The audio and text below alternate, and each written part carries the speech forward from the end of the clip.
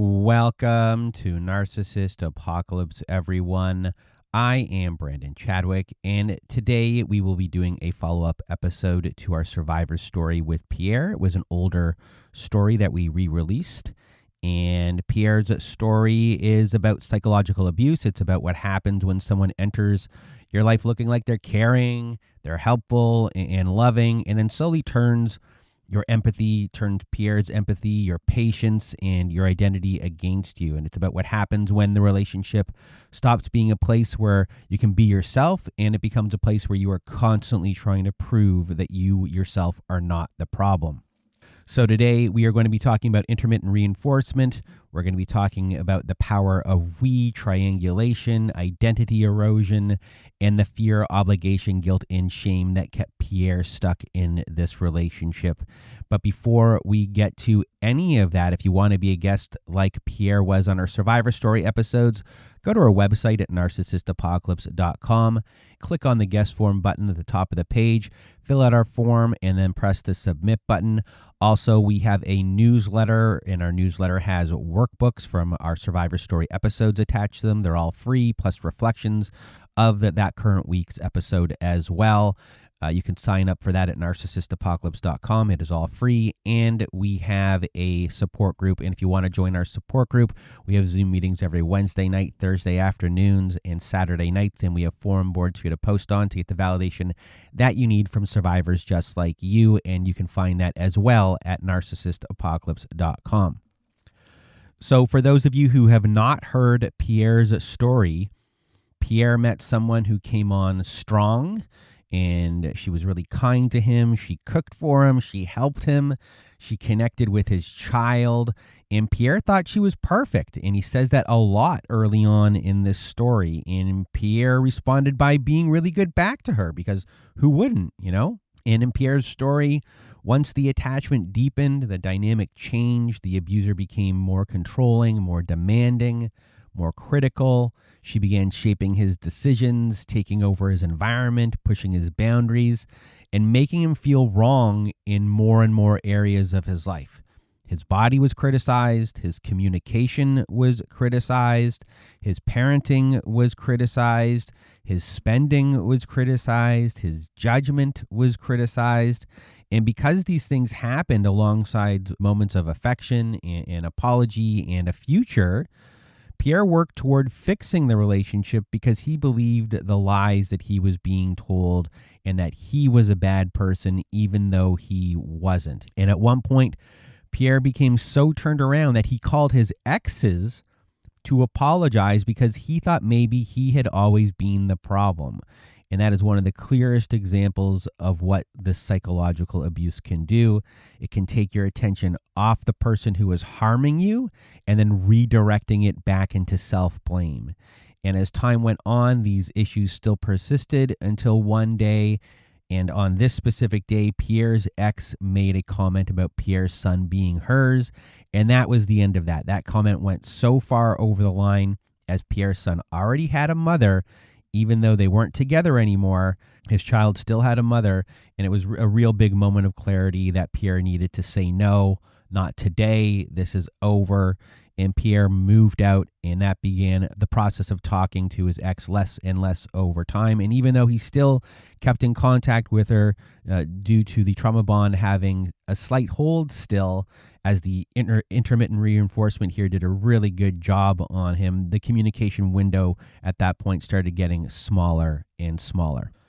So I just mentioned intermittent reinforcement, and that is one of the big themes and big keys of this episode. And Pierre's story was full of acceptance and rejection. And there are stretches when Pierre's ex is critical, bossy, rejecting, accusing, or controlling. And then there are moments where she swings back into warmth and apologies. And after conflict, she reappears as this loving version of herself, someone who is willing to repair things. And she gives him just enough relief to keep him emotionally attached to her and emotionally attached to the relationship and emotionally attached to the family unit as a whole. And this matters a lot, you know, when kindness is mixed in with this harm. The survivor does not just experience pain, they're experiencing confusion. So they start interpreting relief sometimes as proof that things can still work. And Pierre here keeps trying. He keeps trying to change things. He spends more. He helps more. He adjusts more. He tolerates more. This relationship keeps giving him brief returns of hope. And this is why intermittent reinforcement can be so powerful. It's not creating a stable bond. It's creating this addictive one. And when that cycle repeats enough times, it can become very hard to leave because the hope here is never really dying. You know, you're getting these brief glimpses, but nothing is ever dying. So it's keeping that hope alive. And then up next here, we have the illusion of we and the future being staged. And in this relationship, everything gets serious pretty quickly. The language of we starts showing up. Living arrangements start shifting. Her influence over his space increases. Belongings are moved in. Family roles begin forming. Domestic decisions are framed as being shared decisions. The future here is not just talked about, it's actually being staged. It's being, or in the actual form, a process of it forming here. For Pierre here, he's getting really deeply invested in this future and reorganizing his life around this shared future. And while he's doing that, you really don't want to believe that the thing you're building is the actual thing that is trapping you. So future faking here is not always like huge promises or fantasy talk in any way. Sometimes it just sounds like planning. And done in a really responsible way, because that's how it was done here. It felt like it was the responsible kind of thing to do. You're integrating your family. You're creating this partnership. These things feel like practical next steps to do. They don't seem outlandish or over the top or anything like that. They seem very practical, and that's what was going on with Pierre. And it gives the survivor something to keep paying into, even while the relationship itself is becoming less safe. And Pierre is not just trying to save the current relationship he is in. He's really trying to protect this future he was led to believe that they were building. And there is real evidence that this build was happening. They were in the process of doing it and integrating these lives together. So that keeps you in the relationship a little bit longer. And then in this story, we have triangulation, and it shows up in a couple of ways in Pierre's story. There is the male friend of the abuser whose presence keeps interfering with this relationship. Their opinion on things is getting interjected. And then there is the family involvement here as well. Stories being told, narratives being spread, other people being pulled in to reinforce the abuser's version of events and the abuser's lies. So triangulation isn't just about making someone jealous. In this story, it's about really destabilizing them. It is about making sure that they're never only dealing with the abuser, they're also dealing with the abuser's audience, the abuser's spin, the abuser's backup person that has the abuser's back.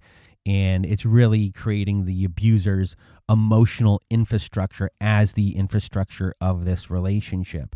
And that can change the experience of the relationship, because now the survivor is not just trying to make sense of one person. They're trying to survive being interpreted through that person by other people. They're trying to hold on to their own version of reality while other versions are already moving around the room, around the family, around the friendships, around the community. And that can make a survivor, in Pierre here, feel outnumbered. And once you feel outnumbered and overpowered, at that point, maybe you are wrong, and that can keep you in this relationship. That belief that this triangulation is making you feel, it can keep you in this relationship for much longer. And then the next key point here is the identity erosion that occurred in this relationship, and we'll be repeating a lot of this identity erosion in the fear, obligation, guilt, and shame.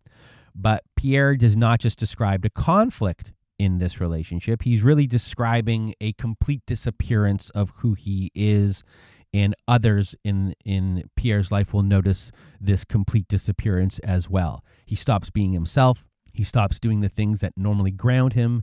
He's not reading. He's not going to the gym. He's not listening to music. He loses touch with his routine. He loses touch with his confidence. He looks in the mirror and does not recognize who he has become. Other people see this change too. His manager at work notices this change. His family notices this change. His exes notice this change. And this is what these coercive dynamics do over time. Pierre was being told over and over that he was selfish, failing, inadequate, wrong, a bad parent, a bad boyfriend, a bad person. And he believed the lies he was being told through the use of this criticism in all aspects of his life. And he was the furthest thing from bad in any way. He was quite the opposite of everything that he was being told. But because he is a reflective person and a caring person and a person willing to examine themselves, those accusations had somewhere to go. They got inside. He didn't dismiss them. He wrestled with them. He tried to repair them. He tried to become better.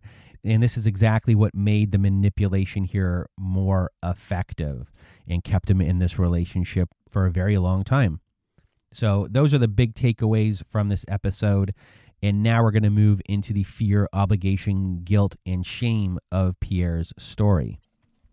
So the first one here is fear. And this fear was the fear of becoming the bad guy, the bad person. He was repeatedly told that he was selfish, a bad father, not good enough, too emotional, not measuring up. And over time, that creates a fear because you stop trusting your place in this relationship.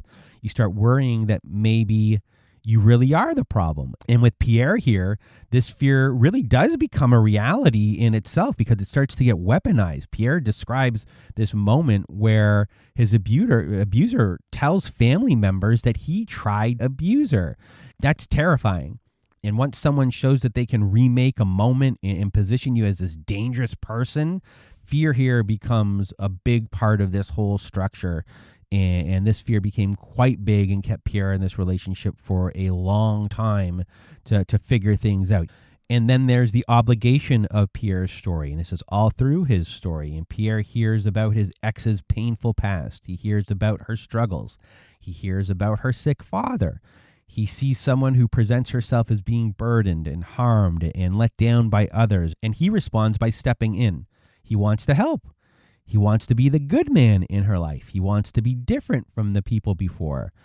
And once someone like Pierre sees himself as someone who is supposed to be the one who is finally going to love the abuser correctly, leaving this person doesn't feel like it's just not just ending a relationship. It starts to feel like a responsibility. Leaving feels like you're failing a responsibility. It feels like you're abandoning someone who needs you. And when that happens, the obligation here really starts to take hold, especially here in Pierre's story. And I'm sure with a lot of you out there, you had the exact same thing happen. But with Pierre, it eventually does get expanded even more, not just to have this obligation toward the partner, but also to bigger things. He's not just caring about his ex, he's caring about the household. He's caring about her children. He has this obligation of making things work. He has this obligation of proving the relationship can hold. So he cleans, he cooks, he organizes, he takes care of the children. He's really trying to stabilize the environment. He takes on more and more and more of this emotional and practical labor because the family unit, that we thing that we describe, that becomes an obligation. It's not just her, but also this obligation to this we, this future, this unit, and it is forming at this time, and he wants to keep it intact. So once Pierre and others like Pierre have moved into this role, it becomes really hard to leave because leaving no longer feels like you're not just walking away from a partner, you're walking away from this structure that you have created, this family environment that you have created, and it's a role that you have been trained to think that it is yours to carry, and you would be walking away from that. So obligation here kept Pierre in this relationship by making him feel responsible for the whole home, responsible for the children, and responsible for her pain. And you want to hold that up. And up next, we have guilt. And the guilt in Pierre's story is very intertwined with obligation and shame. And Pierre is made to feel like he is not doing enough, giving enough, spending enough, sacrificing enough. And even when he is doing a lot, helping financially, caring for the children, cleaning, organizing, bending himself around the relationship, he tries to speak up around some things, spending, he's immediately getting cast as someone who is selfish. And he stops going to the gym because it's taking away from the family. He starts to feel guilty for doing things for him, and it's taking away from his duties to the family and to her. So anything that he wants to do for himself, he is then made to feel guilty for doing things for himself. And so now this guilt is in there that he can't do anything for himself, and he has to do things for his abuser and the whole family. And his world becomes smaller. He feels responsible for the distress that he is causing, and that guilt is a big part of the control that is keeping Pierre in this relationship, and it is very tightly intertwined with shame as well. So the guilt is telling Pierre he's making mistakes, and the shame is telling him that he is the mistake. And Pierre was not only criticized for specific actions, he was made to feel wrong at the level of his identity, which is huge. He's a bad father, a bad man, a bad partner, a failing professional, someone who has been falling short in every direction. And over time, those messages stop sounding like accusations and really start sounding like the truth. His English is criticized, his body is criticized, his parenting is criticized, his habits are criticized, his decisions are criticized. So now he's just living with shame everywhere. He feels like he is a bad person in every way. It's really destroying his perception of everything, which leads Pierre to start thinking and believing he needs help because something is wrong with him. So Pierre starts to go to see a psychologist because he believes he is the issue. He apologizes to people from his past. He takes the accusations in and makes them part of his self-understanding. So shame has really done a lot of work on him. All that criticizing here has done a really good job on Pierre. And shame has really taken hold, thinking that he is the problem. So now the source of the problem here is his actual identity. That's what the criticizing has done here. The shame has moved into the identity of who he is, the core of who he is. And that shame kept Pierre in this relationship because it weakened his sense of worth, made him more likely to accept blame, made him want to prove that he was good enough, and really made it harder for him to stand in this simple belief that he deserved better than what was actually happening to him. And it was really a powerful thing. Once that happened to him, it was game over for Pierre. And I'm sure for a lot of you out there, once that happens and that shame is created, all the other things can really intertwine and fall in line. And that's what happened with Pierre here. So I don't have that many goals for Pierre going forward, but the ones that I do have are for Pierre just to rebuild his trust in his own perception of who he is. And I also want him just to continue to close the door fully on the abuser who still has their foot in the door a tiny bit. So if they do try to come back with an apology or a helplessness or something that they need, that door is going to get fully shut at one point so that this can never happen again.